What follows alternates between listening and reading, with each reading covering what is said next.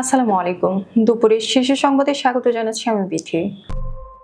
মধ্য ফেব্রুয়ারিতে জাতীয় নির্বাচনের জন্য প্রস্তুত বাংলাদেশ, প্রধান উপদেষ্টা। 15 সেপ্টেম্বর পর্যন্ত বাড়ল ঐকমত্য কমিশনের মেয়াদ। উপদেষ্টা হয়েও পাথর তোলা বন্ধ রাখতে পারলেন না রিজওয়ানা, হতাশ প্রকাশ। চাঁদা দাবি এনসিপির সেই নেতা সাময়িক বহিষ্কার। ইসির ক্ষমতা ফিরছে, জোট হলেও ভোট নিজ প্রতীকে। 8 দফা দাবি আদায়ে মাইলস্টোনের সামনে শিক্ষার্থী অভিভাবকদের বিক্ষোভ। রাষ্ট্রদূত নিয়োগে পেশাদারিত্ব উপেক্ষা, প্রশ্ন উঠছে। গভীর রাতে আওয়ামী লীগের মিছিল, এসআই কুপিয়ে পালানোর অভিযোগ। মাদক মামলায় ফাঁসানোর অভিযোগ, 2 পুলিশ কর্মকর্তার বিরুদ্ধে নালিশি মামলা। বঙ্গোপসাগরে লঘুচাপের শঙ্কা, বৃষ্টি বাড়তে পারে। প্রবাসীদের সুখবর দিল ওমান সরকার। ভোট চোর গদি চোর স্লোগানে উত্তাল দিল্লি, অজ্ঞান 2 এমপি। ট্রাম্পের শুল্ক আরোপের পর ভারত জুড়ে মার্কিন পণ্য বয়কটের ডাক। শুনছিলেন শিরোনাম, এবার বিস্তারিত। বাংলাদেশ মধ্য ফেব্রুয়ারিতে জাতীয় নির্বাচনের জন্য প্রস্তুত বলে জানিয়েছেন প্রধান উপদেষ্টা ডক্টর মোহাম্মদ ইউনূস। মঙ্গলবার মালয়েশিয়ার প্রধানমন্ত্রী আনোয়ার ইব্রাহিমের সাথে দ্বিপাক্ষিক বৈঠক শেষে যৌথ ব্রিফিংয়ে একথা জানান ডক্টর মোহাম্মদ ইউনূস। এ সময় রোহিঙ্গা সমস্যার সমাধানে মালয়েশিয়ার সহযোগিতা চান তিনি। প্রধান উপদেষ্টা বলেন, 2026 সালের ফেব্রুয়ারি মাসের মাঝামাঝি সময়ে জাতীয় নির্বাচনের জন্য বাংলাদেশ প্রস্তুত রয়েছে। এ সময় বাংলাদেশে মালয়েশিয়ার বিনিয়োগের আহ্বান জানিয়ে ডক্টর মোহাম্মদ ইউনূস বলেন, এখানে অপার সম্ভাবনা রয়েছে। রোহিঙ্গা সংকট নিয়ে ডক্টর মোহাম্মদ ইউনূস বলেন, রোহিঙ্গা আমাদের জন্য বড় সংকট। এই সংকট সমাধানে association of South East Asian নেশনসের সাহায্য চাই। জাতীয় ঐকমত্য কমিশনের মেয়াদ 15 সেপ্টেম্বর পর্যন্ত বাড়ানো হয়েছে। সোমবার রাতে মন্ত্রিপরিষদ বিভাগ থেকে এ বিষয়ে প্রজ্ঞাপন জারি করা হয়েছে। এর আগে গত 12 ফেব্রুয়ারি প্রধান উপদেষ্টা ডক্টর মোহাম্মদ ইউনূসের নেতৃত্বে 7 সদস্য বিশিষ্ট জাতীয় ঐকমত্য কমিশন গঠন করা হয়। কমিশনকে প্রতিবেদন দাখিলের জন্য 6 মাস সময় দেওয়া হয়েছিল। 15 আগস্ট সেই মেয়াদ শেষ হওয়ার কথা। ঐকমত্য কমিশন 6টি সংস্কার কমিশনের সুপারিশ বিবেচনা ও গ্রহণের দায়িত্বে নিয়োজিত। ঐকমত্য কমিশনের সহসভাপতি হিসেবে রয়েছেন সংবিধান সংস্কার কমিশনের প্রধান অধ্যাপক ডক্টর আলী রিয়াজ।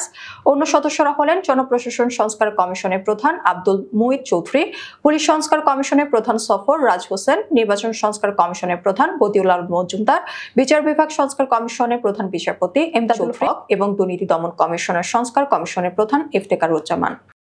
সিলেটের কোম্পানীগঞ্জ উপজেলার ভোলাগঞ্জ সাদাপাথর এলাকায় সম্প্রতি নজিরবিহীন লুটপাট হয়েছে। এতে মনোমুগ্ধকর এলাকাটি এখন প্রায় বিবর্ণ, ক্ষতবিক্ষত হয়ে গেছে পর্যটন কেন্দ্রটি। এ বিষয়ে বন ও জলবায়ু পরিবর্তন বিষয়ক উপদেষ্টা সৈয়দা রিজওয়ানা হাসান হতাশা প্রকাশ করে বলেছেন, আগের 4 বছর জাফলংয়ে পাথর উত্তোলন বন্ধ রাখতে পেরেছিলাম, এখন আমি উপদেষ্টা হয়েও পারলাম না। সোমবার এক আলোচনা সভায় এসব কথা বলেন তিনি। সৈয়দা রিজওয়ানা হাসান ক্ষোভ প্রকাশ করে বলেন, পাথর উত্তোলনে সর্বদলীয় ঐক্য দেখছে। একটি সুন্দর জিনিস কি করে হাতে ধরে কেমন অসুন্দর করতে হয় সেটা শিখতে হলে বাংলাদেশে আসতে হবে। চোখের সামনে অপূর্ব সুন্দর একটি জায়গা জাফলং চোখের সামনে নষ্ট হতে দেখলাম, ধ্বংসলীলা দেখলাম। চাঁদা চাওয়ার কথোপকথনের ভিডিও ফাঁসের পর দলের পক্ষ থেকে কারণ দর্শানো নোটিশ ও সাময়িকভাবে বহিষ্কার করা হয়েছে জাতীয় নাগরিক পার্টি এনসিপির চট্টগ্রাম মহানগরের যুগ্ম সমন্বয়কারী নিজামুদ্দিনকে। মঙ্গলবার জাতীয় নাগরিক পার্টি দপ্তরের দায়িত্বপ্রাপ্ত যুগ্ম সদস্য সচিব সালাউদ্দিন সিফাত স্বাক্ষরিত এক চিঠিতে তাকে কারণ দর্শানো নোটিশ ও সাময়িকভাবে বহিষ্কারাদেশ দেওয়া হয়। চট্টগ্রাম বন্দর কেন্দ্রিক আন্দোলন দমাতে চাঁদা চাওয়া নিয়ে নিজামুদ্দিনের সঙ্গে অন্য ব্যক্তি কথোপকথনের একটি ভিডিও গত রোববার ছড়িয়ে পড়ে। এর 2 দিন পরই তার বিরুদ্ধে দলীয় ব্যবস্থা নেয় দলটি। আসন্ন ত্রয়োদশ জাতীয় সংসদ নির্বাচনকে সামনে রেখে নির্বাচন কমিশন ফের পাচ্ছে বহুল আলোচিত কিছু ক্ষমতা। অনিয়মের অভিযোগ উঠলে পুরো আসনের ভোট বাতিল, বিনা প্রতিদ্বন্দ্বিতায় জয় ঠেকাতে না ভোটের বিধান এবং ভোটের মাঠে সশস্ত্র বাহিনীকে আইনশৃঙ্খলা রক্ষাকারী বাহিনীর মতো ক্ষমতা দেওয়ার প্রস্তাব চূড়ান্ত করেছে ইসি। সোমবার ইসির বৈঠকে গণপ্রতিনিধিত্ব আদেশ 1972 সংশোধনের খসড়া অনুমোদন হয়। এখন আইন মন্ত্রণালয়ের যাচাই বাছাই ও উপদেষ্টা পরিষদের সম্মতির পর অধ্যাদেশ জারি করে আইন কার্যকর হবে। ফলে আগামী ফেব্রুয়ারির সংসদ নির্বাচনে এ বিধান প্রয়োগ করা সম্ভব হবে। বৈঠক শেষে কমিশনার আবুল ফজল মোহাম্মদ সানাউল্লাহ জানান, খসড়াটি আগামী সপ্তাহে মন্ত্রণালয়ে পাঠানো হবে। এছাড়া নতুন দল নিবন্ধনে 22টি দলের মাঠ পর্যায়ের তদন্তের সিদ্ধান্ত হয় আর 121টি দলকে অযোগ্য ঘোষণা করা হয়েছে। ফুলগুলো সব পুড়লো কেন, জবাব চাই বিচার চাই। ফুল পাখি সব পুড়লো কেন, জবাব চাই বিচার চাই।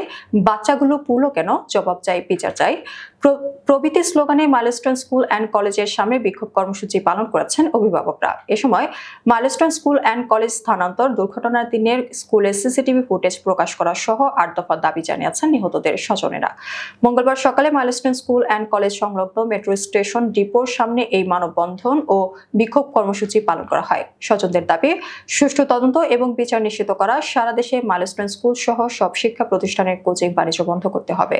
সরকারের পক্ষ থেকে প্রতিটি নিহত বাচ্চার জন্য 5 কোটি টাকা ক্ষতিপূরণ ও প্রতিটি আহত বাচ্চার জন্য 1 কোটি টাকা দিতে হবে। মালদ্বীপে বাংলাদেশের পরবর্তী রাষ্ট্রদূত হিসেবে 33 বছর বয়সী ডক্টর মোহাম্মদ নাজমুল ইসলামের নিয়োগ কূটনৈতিক অঙ্গনে ব্যাপক আলোচনার জন্ম দিয়েছে। বয়স, অভিজ্ঞতা ও পেশাগত পটভূমি সব মিলিয়ে এই নিয়োগকে অনেকেই নজিরবিহীন বলছেন। সাধারণত রাষ্ট্রদূতের মতো স্পর্শকাতর পদে দীর্ঘ অভিজ্ঞতা সম্পন্ন পেশাদার কূটনীতিকরা নিয়োগ পান, কিন্তু নাজমুল ইসলামের সরাসরি কূটনৈতিক অভিজ্ঞতা নেই। তিনি 1 দশকেরও বেশি সময় তুরস্কে অধ্যয়ন ও অধ্যাপনায় যুক্ত ছিলেন এবং দেশটির পার্লামেন্টে উপদেষ্টা হিসেবে দায়িত্ব পালন করেছেন। তার স্ত্রী তুরস্কের নাগরিক ও সরকারি চাকরিজীবী। সমালোচকরা বলছেন, তার দীর্ঘ বিদেশবাস ও অপর দেশের সরকারি প্রতিষ্ঠানে কাজের অভিজ্ঞতা নিয়ে স্বচ্ছ ব্যাখ্যা না দেওয়া প্রশ্ন তৈরি করছে। তবে নাজমুল ইসলাম দাবি করেছেন, নিয়োগে কোনো অনৈতিক প্রভাব বা লেনদেন ছিল না। তিনি জানিয়েছেন, তার স্ত্রী চাকরি ছাড়ছেন এবং তিনি দেশের স্বার্থে নিষ্ঠার সঙ্গে দায়িত্ব পালন করবেন। সরকারের পক্ষ থেকে এই বিতর্কে এখনো কোনো আনুষ্ঠানিক মন্তব্য পাওয়া যায়নি। চট্টগ্রামের সল্ট গোলা ক্রসিং এলাকায় গভীর রাতে আওয়ামী লীগের নেতাকর্মীদের একটি মিছিলে পুলিশের হস্তক্ষেপের পর সংঘর্ষের ঘটনা ঘটেছে। এতে বন্দর থানার এসআই আবু সায়েদ রানা দেশীয় অস্ত্রের আঘাতে আহত হয়েছেন। সোমবার রাত 2টার দিকে ঘটনাটি ঘটে। আহত এসআইকে চট্টগ্রাম মেডিকেল কলেজ হাসপাতালে ভর্তি করা হয়েছে। স্থানীয় সূত্র ও বিএনপি নেতাকর্মীরা জানান, যুবলীগ ক্যাডার শাকিলের নেতৃত্বে মিছিল বের করলে পুলিশ তার ছত্রভঙ্গ করতে গিয়ে হামলার শিকার হয়। হামলায় এসআই রানা মাথা ও হাতে গুরুতর জখম হন। ঘটনার পরপরই বিএনপি ও অঙ্গ সংগঠনের নেতাকর্মীরা রাস্তায় নেমে হামলাকারীদের গ্রেফতারের দাবি জানান। পুলিশ রাতে অভিযান চালিয়ে কয়েকজন সন্দেহভাজনকে আটক করেছে। বন্দর থানার ডিউটি অফিসার জানান, জিজ্ঞাসাবাদের পর আটক ব্যক্তিদের বিরুদ্ধে প্রয়োজনীয় ব্যবস্থা নেওয়া হবে। টাকা না পেয়ে ইয়াবা মামলায় ফাঁসানোর অভিযোগে চট্টগ্রাম মেট্রোপলিটন পুলিশের 2 কর্মকর্তার বিরুদ্ধে মামলা হয়েছে। সোমবার অতিরিক্ত চিফ চট্টগ্রাম মেট্রোপলিটন ম্যাজিস্ট্রেট সরকার হাসান শাহরিয়ারের আদালতে মামলাটি করা হয়। আদালত এটি আমলে নিয়ে পুলিশের অপরাধ তদন্ত বিভাগকে তদন্তের নির্দেশ দিয়েছেন। মামলার অভিযুক্তরা হলেন মহানগর গোয়েন্দা পুলিশের বন্দর জোনের উপপরিদর্শক মোহাম্মদ মহসিন ও সহকারী উপপরিদর্শক মোহাম্মদ আজাদ। নগরের ডবল মোরিং এলাকার বাসিন্দা সাবিনা আক্তারের করা মামলায় অভিযোগ করা হয়, 22 জুলাই তার ভাই জাকির হোসেনকে আটক করে পুলিশ সদস্য। পরবর্তীতে তাকে নগরের মনসুরাবাদ ডিবি কার্যালয়ে নিয়ে যাওয়া হয়। সেখানে বাদী দেখা করতে গেলে পুলিশ 2 লাখ টাকা দাবি করেন। পরবর্তীতে টাকা না পেয়ে ক্ষুব্ধ হয়ে তারা 400 পিস ইয়াবা উদ্ধার দেখিয়ে ভুক্তভোগীকে মাদক মামলা দেন। আগামী 13 আগস্টের মধ্যে উত্তর পশ্চিম বঙ্গোপসাগর ও তৎসংলগ্ন এলাকায় একটি লঘুচাপ সৃষ্টি হতে পারে বলে জানিয়েছে আবহাওয়া অধিদপ্তর।